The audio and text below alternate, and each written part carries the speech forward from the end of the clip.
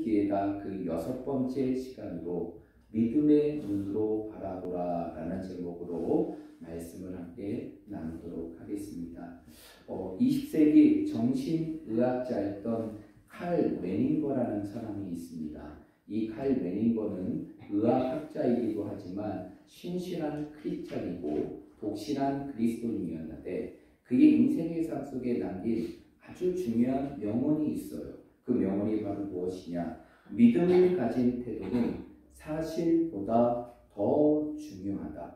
다시 말씀드릴게요. 믿음을 가진 태도는 무엇보다 더 중요하냐? 사실보다 더 중요하다라는 고백을 남겼다는 것입니다. 여러분, 이 말이 무슨 의미일까요? 이 말이 무슨 뜻일까요? 우리의 현실이 아무리 절망적이라 할지라도, 그 현실이 아무리 암울하다 할지라도 그 현실을 어떻게 바라보느냐에 따라 그 결과는 분명하게 달라진다는 것입니다.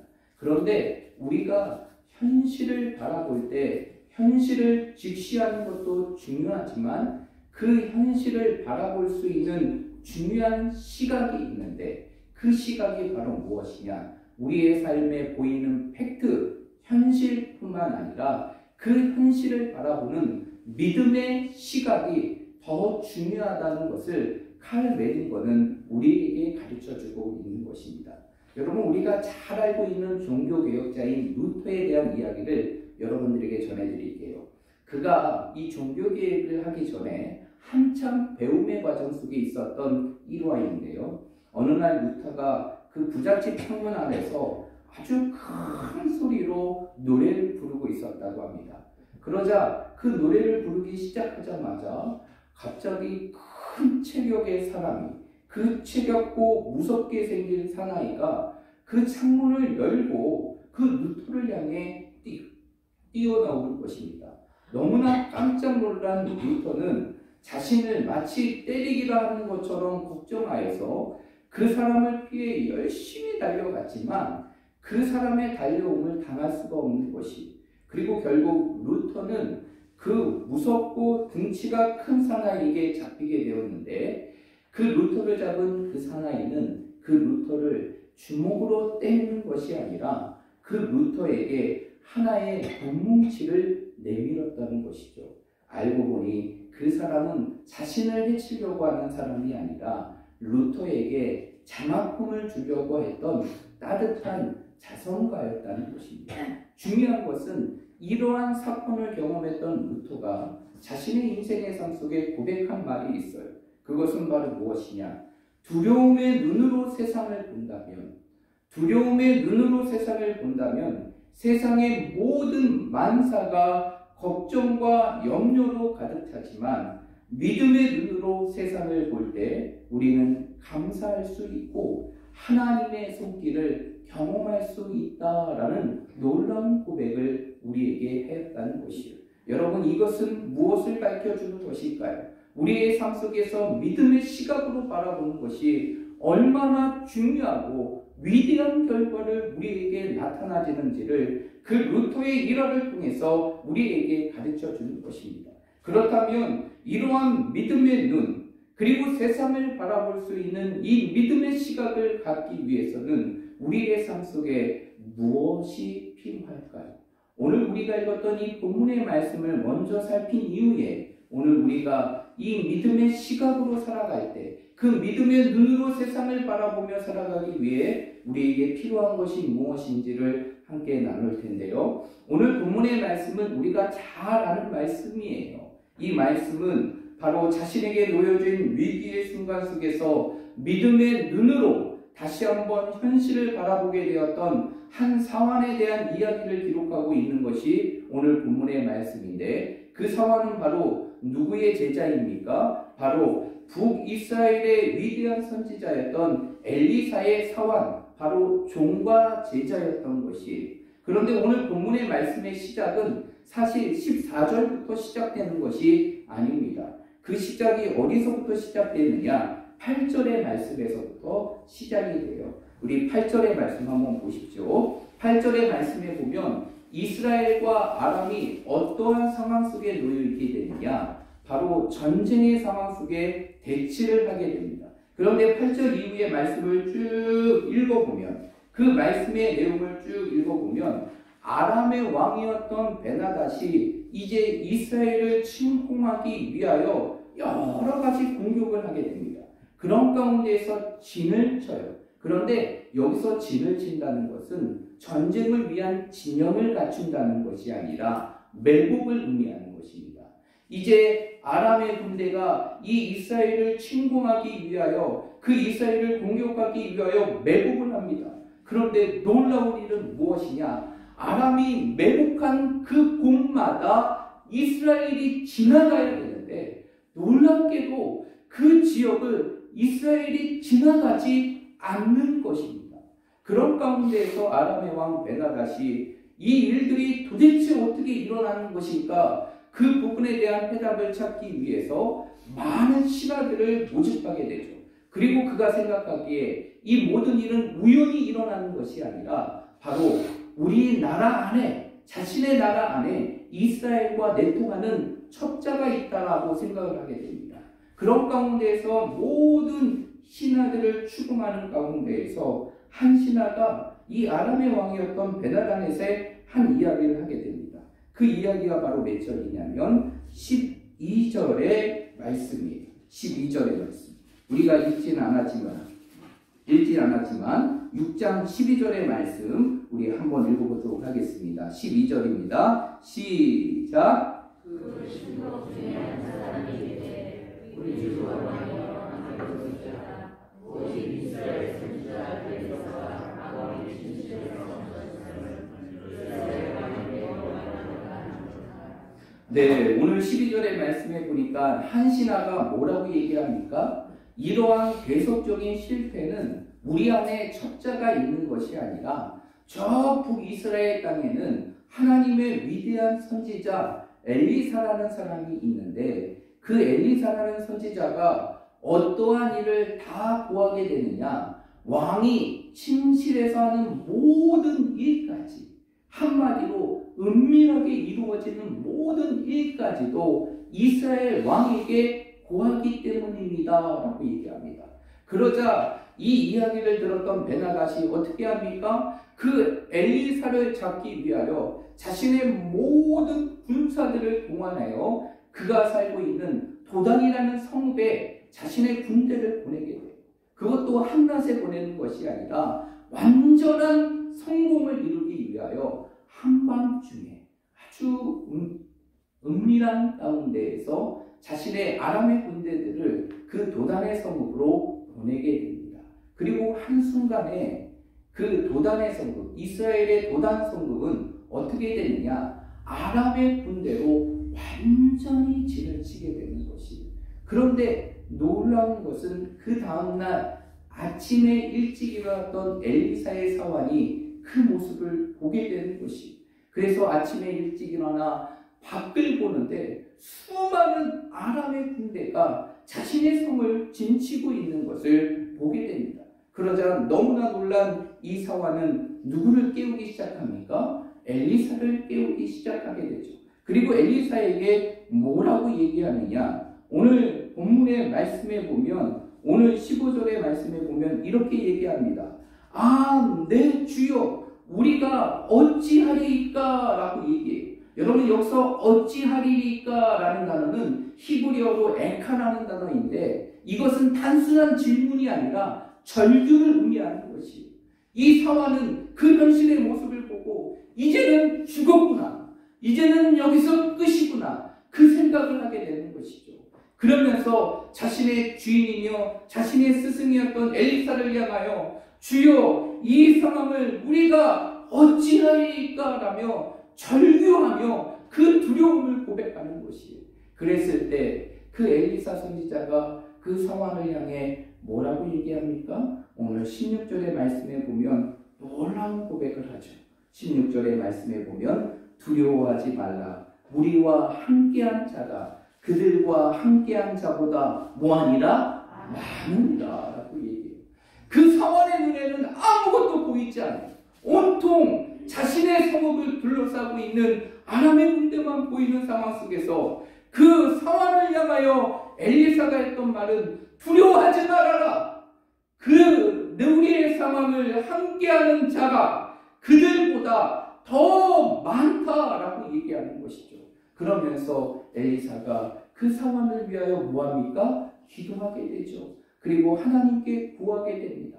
하나님이여, 저 사원의 눈을 열어달라고 하나님 앞에 기도하였을 때 하나님께서는 그 사원의 영혼의 눈을 여시고 무엇을 보게 하십니까? 그 아람의 군대를 둘러싸고 있는 하나님의 무수한 군대, 하나님의 불말과 불병거를 보게 하는 것이 바로 오늘 우리가 읽었던 이 본문의 말씀이에요.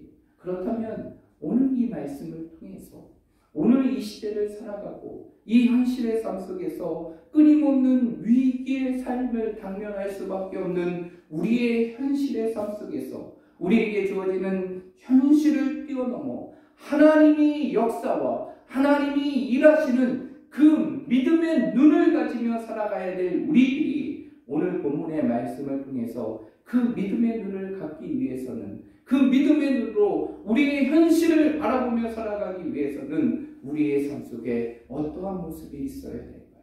저는 오늘 엘리사의 놀라운 이 고백의 말씀을 통해 두 가지를 여러분들과 함께 나누고 싶은데, 첫 번째는 우리가 이 땅에서 현실을 뛰어넘는 하나님의 위대한 역사, 하나님의 일하심을 볼 수 있는 믿음의 시각을 갖기 위해서는 우리의 삶 속에 무엇을 확신해야 되느냐? 하나님이 나와 함께 하심을 확신해야 하는 것입니다. 여러분, 하나님이 여러분들과 함께 하심을 믿으십니까? 하나님이 나와 함께 하심을 확신하십니까? 우리의 삶 속에 그 하나님의 함께 하심을 확신할 때 우리는 현실의 삶 속에 볼 수 없는 하나님의 능력과 하나님의 일하심을 볼 수 있는 믿음의 시각을 가질 수 있음을 믿으시길 바랍니다. 여러분, 오늘 본문의 말씀, 이 6장의 내용을 잘 읽어보면요, 이 6장의 내용을 잘 읽어보면 엘리사를 표현하는 호칭이 있어요. 오늘 성경 6절의 이 6장의 내용들을 쭉 보게 되면 엘리사를 엘리사라고만 표현하는 것이 아니라 엘리사를 표현하는 호칭이 있다는 것입니다. 그 호칭이 바로 무엇일까요? 그것이 바로 무엇입니까? 오늘 15절에도 나와 있는데 바로 누구의 사람? 하나님의 사람이라는 것입니다. 여러분, 오늘 말씀뿐만 아니라 이 9절의 말씀에도 나와 있고요, 6장의 말씀의 내용들을 쭉 보게 되면 오늘 성경의 기자는 엘리사를 엘리사라고 표현하는 것이 아니라 엘리사를 하나님의 사람이다라고 표현하고 있어요. 그런데 놀라운 사실은 뭐냐면 오늘 이 6장에만 그러한 표현이 있는 것이 아니라 열왕기 상하의 말씀을 잘 살펴보면 이 엘리사를 호칭하는 하나님의 사람이라는 이 표현이 무려 몇 번이 사용되게 되느냐? 24번이 사용되는 것입니다. 여러분, 궁금하시죠? 집에 가서 열왕기 상하의 말씀을 정독하여서 읽어보면 정확하게 24번의 부분들이 나타나게 될 거예요. 그러면 왜 성경의 기자는 엘리사를 엘리사라고 표현하지 않고 하나님의 사람으로 표현하고 있는 것일까요? 왜 엘리사를 하나님의 사람으로 표현하는 것일까요? 이것은 엘리사가 누구인지를 보여줄 것이, 성경의 기자가 엘리사를 하나님의 사람으로 표현한 것은 그가 어떠한 존재인지를 보여주는 것인데, 그것은 바로 무엇이냐? 그가 누가 함께 하시는 분? 하나님이 함께 하시는 존재, 하나님이 함께 하시는 사람, 그것이 바로 엘리사임을 성경의 기자는 의도적으로 드러내기 위하여 엘리사를 엘리사라고 표현할 뿐만 아니라 하나님의 사람으로 표현해주고 있는 것이, 여러분, 이 열왕기 하의 말씀을 보면 그 엘리사의 많은 기적들이 나타나게 돼요. 그가 엘리야를 통하여서 북이스라엘의 선지자로 위임을 받고, 그리고 그가 마지막 가운데 그 엘리야 선지자를 향해 무엇을 구합니까? 당신이 갖고 있는 그 성령의 능력을 나에게 갑절의 것으로 주십시오. 그리고 그 이후부터 그는 놀라운 이적을 자신의 삶 속에 베풀며 하나님의 구원의 역사를 펼치게 됩니다. 자신의 옷자락으로 요단강을 치니 그 요단강이 갈라질 뿐만 아니라 죽었던 스네베 여인의 아들을 살릴 뿐만 아니라 5장의 말씀에 보면 바로 아람의 장군이었던 누구까지 치료하게 됩니까? 나아만의 장군까지 치료하게 되는 많은 기적을 보이게 돼요. 많은 기적을 보이게 됩니다. 결국 이 모든 것들이 무엇이라는 것을 보여주는 것이냐? 그가 누가 함께 하시는 사람? 하나님이 함께 하시는 사람이라는 것이. 결국 엘리야가 모든 사람이 볼 수 없는 그 하나님의 놀라운 군대를 볼 수 있는 믿음의 시각을 가질 수 있었던 것은 바로 그가 누가 함께 하시는 사람이었기 때문에, 하나님이 함께 하시는 사람이었기 때문이에요. 하나님이 함께 하시는 사람은, 하나님이 함께 하시는 사람은 이 현실의 삶을 뛰어넘어 하나님이 주시는 그 믿음의 놀라운 역사를 바라볼 줄 믿으시길 바랍니다. 여러분, 우리가 잘 알고 있지 못하지만 한 사람이 있는데요. 가난한 석궁의 아들로 태어나서 자신에게 주어지는 것은 은전 한 입이 전부였던 한 소년이 있습니다. 이 소년은 자신이 가진 것은 그 은전 한 입, 정말 너무나 작은 돈 하나뿐이었어요. 그럼에도 불구하고 그는 하나님을 향한 철저한 신앙과 믿음을 가졌어요. 그리고 자신의 상황 속에서 꿈을 꾸게 됩니다. 그리고 그 꿈을 향해 나아가는데 자신은 앞으로 학자의 길을 가겠다라고 하며 그 어려운 상황 속에서도 스스로 삶 속에서 공부를 하고 배움의 길을 걸어가며 심지어는 저술의 활동까지 하며 끊임없이 그 꿈을 이루어가기 위하여 노력합니다. 그리고 그 어느 날 그 소녀는 세계적인 석학이 되는데, 그 석학이 바로 누구냐? 바로 영국의 역사가이자 평론가이며 19세기 한 세기 동안 세상에 많은 영향을 미쳤던 토마스 칼라라는 학자예요. 그런데 중요한 것은 무엇이냐면, 이 토마스 칼라가 그 어려운 상황 속에서 자신의 꿈을 키우고 그 꿈을 향하여 끊임없이 나아가는데, 그 길의 과정이 순탄할까요? 굉장히 어렵겠죠. 수많은 역경의 시간이 있었고, 가난의 시간이 있고, 고난의 시간들이 있으며 힘듦의 시간들이 그의 인생의 삶 속에 넘쳐났어요. 그럼에도 불구하고 그가 그 모든 어려움의 순간을 넘어 자신의 꿈을 이룰 수 있었던 것은 자신의 인생의 위기의 순간이 다가올 때마다, 자신의 힘으로 해결할 수 없는 인생의 힘듦의 순간이 부딪힐 때마다, 그때마다 자신의 가슴 속에 붙잡았던 하나의 성경의 말씀이 있는데, 그 성경의 말씀이 바로 무엇인지 아십니까? 여호수아 1장 9절의 말씀입니다. 여러분, 여호수아 1장 9절의 말씀이 무엇입니까? 바로 강하고 담대하라. 두려워하지 말며 놀라지 말라. 내가 어디로 가든지 내 하나님 여호와가 너와 뭐하리라? 함께하리라. 그 토마스 칼라는 수많은 인생의 역경과 위기 속에서 그 꿈을 이루기 위하여 그 어려움의 순간 속에다 그때마다 붙들었던 말씀이 바로 무엇이냐? 바로 어떠한 상황 속에서도 하나님이 나와 함께 하신다는 그 말씀의 믿음이었다는 것이죠. 그 하나님이 함께 하신다는 그 믿음이 그 어려움과 불가능의 상황 속에서도 하나님을 향한 믿음의 꿈을 꾸게 된 것이고, 믿음으로 그의 현실을 바라볼 수 있었던 것이고, 하나님이 주시는 놀라운 위대의 성취를 통하여 그 꿈을 이루어갈 수 있는 하나님의 사람이 될 수 있었다는 것입니다. 결국 우리 인생도 마찬가지예요. 우리가 이 땅의 삶 속에서 하나님의 위대한 역사들을 우리의 현실의 삶 속에 바라보는 믿음의 시각을 갖기 위해서는 늘 우리의 가슴 속에, 그리고 우리의 마음 속에 분명한 확신이 있어야 돼요. 그것은 바로 무엇이냐? 어떠한 위기 속에서도 하나님이 나와 함께 하신다. 그 하나님이 나와 함께 하신다. 그 임마누엘의 하나님이 다른 사람의 하나님이 아니라 나의 하나님임을 우리의 삶 속에 믿을 때, 우리는 이 현실의 삶 속에서 보지 못하는 것을 볼 수 있고 할 수 없는 것을 하게 되는 믿음의 능력을 갖추게 됨을 믿으시길 바랍니다. 그러므로 우리 사랑하는 모든 성도들이 이 땅의 삶을 살아갈 때마다 늘 위기의 현실에 부딪힐 때마다 여러분의 삶 속에서 우리에게 주어지는 현실이 아닌 하나님의 위대한 역사와 하나님의 일하심을 바라볼 수 있는 그 믿음의 눈을 갖기 위하여 날마다 하나님이 나와 함께 하심을 확신하며 살아갈 수 있는 우리 모든 믿음의 성도들이 되시기를 말씀으로 축복드립니다. 두 번째로 우리가 이 땅에서 믿음의 눈, 그 믿음의 시각을 바라보며 그 시각을 갖추며 살아가기 위해서는 우리의 삶 속에 어떠한 모습이 있어야 되느냐? 바로 하나님께 기도하는 모습이 우리의 삶 속에 있어야 돼요. 여러분, 오늘 이 엘리사의 사환이 처음부터 그 믿음의 눈을 가졌습니까? 아니었어요. 처음에는 그 하나님의 군대를 보지 못하고 현실의 삶 속에 갇혀있는 그 현실의 모습만을 바라보는 사람이었습니다.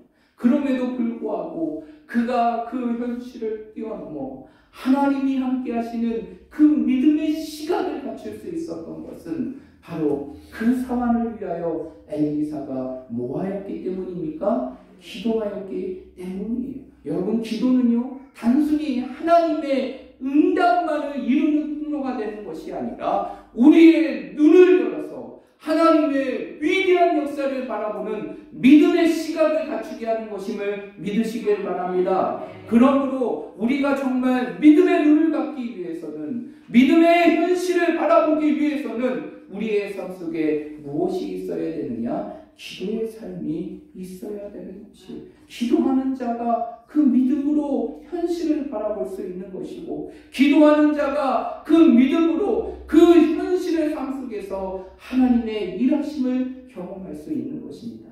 여러분, 마가복음 9장의 말씀에 보면 예수님께서 공생의 사역 가운데 보이신 하나의 이적을 기록하고 있는데, 그 이적이 바로 무엇이냐? 귀신 들린 아이를 치료하는 그 사건을 기록하고 있어요.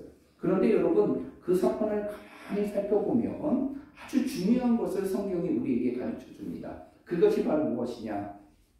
이 귀신 들린 아이를 가진 그 아버지가 자신의 아들을 고치기 위하여 수많은 노력을 하지만 자신의 힘으로 고치지 못합니다. 그런 가운데에서 예수님의 제자들에게 그 아이를 데리고 가죠.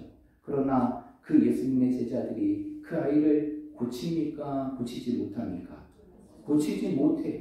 그랬을 때 예수님께서 그 제자들에게 하시는 말씀이 있어요. 그 말씀이 바로, 그 책망의 말씀이 무엇이냐? 마가복음 9장 19절의 말씀입니다. 한번 찾아보시겠어요? 마가복음 9장 19절의 말씀에 보면 예수님께서 제자들을 향하여 탄식하는 마음으로 이렇게 얘기합니다. 믿음이 없는 세대, 내가 얼마나 너와 이와 함께 있으며 얼마나 너희에게 참으리오라고 얘기해요. 한마디로 그 제자들을 향하여 뭐라고 얘기하느냐? 믿음이 없는 자들이다 라고 얘기합니다. 그리고 예수님께서는 그러한 제자들을 향해 보이듯이 그의 아버지의 믿음을 통하여서 그 귀신들의 아들을 고치시게 되죠. 그러면서 마지막으로 그 사건이 끝나면서 제자들이 예수님께 찾아오게 됩니다. 그리고 예수님께 물어요. 예수님, 왜 예수님은 이러한 기적을 베푸시는데 왜 저희들은 못하는 것일까요? 그랬을 때 예수님께서 하시는 말씀이 바로 무엇입니까? 마가복음 9장 29절의 말씀에 보면 예수님께서 뭐라고 얘기하세요? 그렇죠. 다시 한번 할까요? 기도 외에는 따라하시라고. 기도 외에는 다른 것으로 이런 유가 나갈 수 없느니라. 믿으십니까? 여러분, 오늘 예수님께서 제자들에게 가르쳐 주시는 것은 무엇이에요? 그들이 믿음이 없기 때문에 그 일들을 행하지 못하였는데, 그랬을 때 그 믿음이 없는 것이 무엇 때문임을 설명합니까? 기도하지 않기 때문임을 설명하고 있는 것이, 결국 믿음과 기도는 뗄래야 뗄 수 있는 것이 아니에요. 결국 믿음은요, 기도를 통해 자라나고 성장하는 것이, 기도는 믿음을 세우는 영적인 자양분이 되는 것입니다. 것입니다. 우리가 세상 속에 정말 믿음의 눈을 갖고 살기를 원하십니까? 믿음의 눈으로 오늘 상황과 같이 하나님의 군대를 바라보며 하나님의 역사를 바라보며 하나님의 일하심을 바라보며 이 땅의 삶을 살아가기 원하십니까? 그렇다면 우리의 삶 속에 회복해야 될 것이 있어요. 그것이 바로 무엇입니까? 기도의 삶을 갖는 것입니다.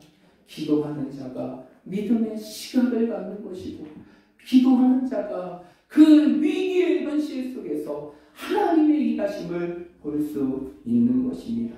그러므로 우리 사랑하는 모든 성도들이 이 현실의 삶 속에서, 우리에게 처한 이 위기의 현실의 삶 속에서 정말 하나님의 위대한 일하심을 보기 원하는 믿음의 눈을 갖기 원한다면 우리의 삶 속에 회복해야 될 것이 바로 기도라는 것이, 여러분 이제 다음 한 주간 동안, 아니 내일부터 이루어지는 그 고난주간의 한 주간 동안 정말 이곳에서 다시 한번 우리의 기도를 회복할 수 있는 바로 고난주간 특별 새벽 기도회가 이루어지게 됩니다. 여러분, 이 고난주간 특별 새벽 기도회에 대해서 여러분의 마음이 분분할 수 있어요. 목사님, 이런 상황 속에서 무슨 특세입니까?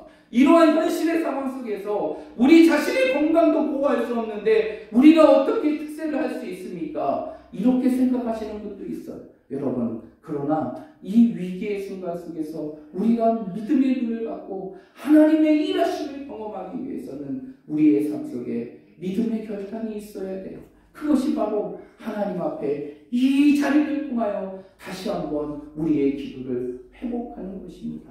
여러분, 이 사태 이후에 여러분의 기도의 삶이 회복되고 있어요? 여러분의 삶 속에서 예배가 점점점 줄어들면서 기도의 삶이 회복되고 있습니까? 여러분의 삶 속에서 기도가 살아나고 있어요? 우리가 솔직하게 우리의 삶 속에서 때로는 예배를 드리지 않는다는 핑계로 우리의 영적인 게으름이 우리의 삶을 지배하고 있지는 않습니까? 이제 우리의 삶 속에서 다시 한번 믿음의 눈으로 현실을 바라보기 위해서는 우리의 삶 속에 기도를 회복해야 되는 것이, 다시 한번 이 자리가 우리의 삶 속에 눈물로 하나님을 찾고 부르짖을 수 있는 그 기도의 자리가 되어야 되는 것입니다. 그럴 때 우리는 믿음을 회복할 수 있는 것이고, 다시 한번 이 위기 속에서 하나님이 주시는 믿음의 시각으로 이 현실을 바라볼 수 있는 것이, 그러므로 사랑하는 모든 성도들이 오늘 이 말씀을 마음속에 꼭 기록하시고, 이번 고난주간의 특세가 여러분의 인생의 삶 속에 다시 한번 예배를 회복하고 우리의 믿음을 회복하며 이 위기의 삶 속에서 이 믿음의 눈으로 현실을 바라볼 수 있는 그 믿음의 능력을 갖추는 우리 모든 성도들이 되시기를 말씀으로 축복드립니다. 기도하겠습니다.